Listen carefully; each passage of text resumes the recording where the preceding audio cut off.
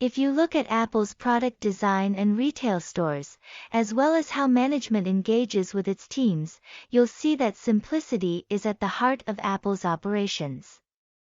Why? Because they understand that simplicity is the most powerful tool for a modern business. Consumers prefer it. Employees love it.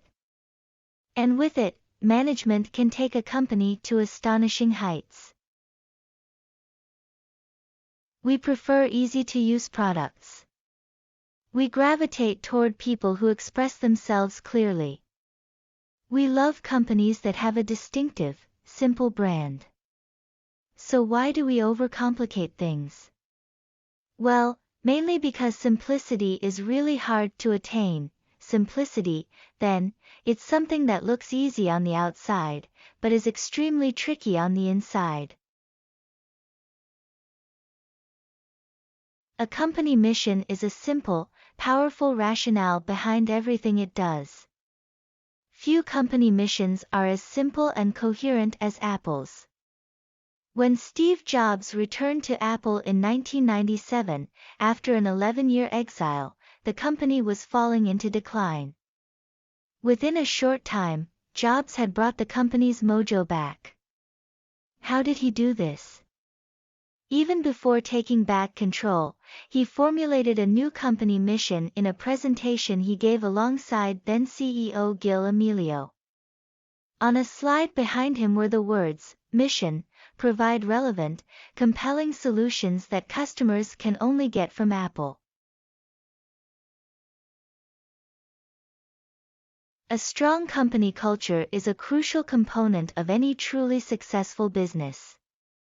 For a start, company culture quickly lets employees know how things are at the company. Take Whole Foods, the American multinational health food chain. Their culture instills a real sense of purpose in their employees. And that purpose is to celebrate the benefits of whole foods, with a lowercase w, as healthy for individuals, communities, and the earth. People who work at Whole Foods tend to be passionate about this purpose, and it rubs off.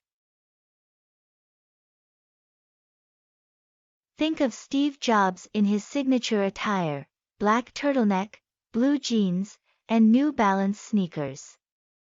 Something just as characteristic about Jobs was his hands-on leadership.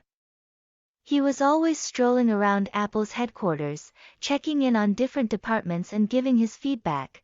It's important to note that he wasn't micromanaging. Yes, he was definitely eager to share his ideas, but he was always willingly swayed by someone else's passionate opinion.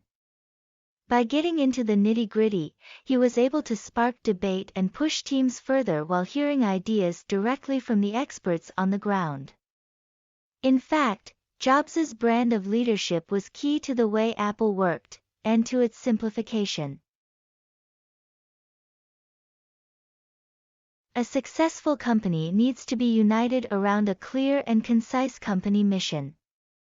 For that to happen, everyone needs to be singing from the same hymn sheet, that is, everyone needs to fit in with the company's mindset. That's why hiring the right team is so crucial to a successful company. We instinctively understand what a company's brand is. It's the sum total of what we feel about that company.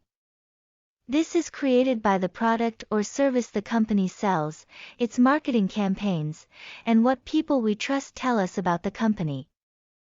A strong brand is the most valuable commodity a company can have. It wins over new customers, making them brand loyalists. We all have our favorite brands, whether that's Apple, Nike, or Cartier. And what unites all of these leading companies is the simplicity of their brands. We get them quickly. We know what they stand for. When he was alive, Steve Jobs talked about creating technology that people can fall in love with. He wanted to build an emotional attachment with Apple customers. To do this, he knew he would need to put simplicity front and center, After all, we're attracted to simplicity over complexity, which is why simplicity can help customers come to love a particular brand. The company that offers ease and convenience will gain supporters. These supporters will then become devoted to the brand. Sometimes, you just know.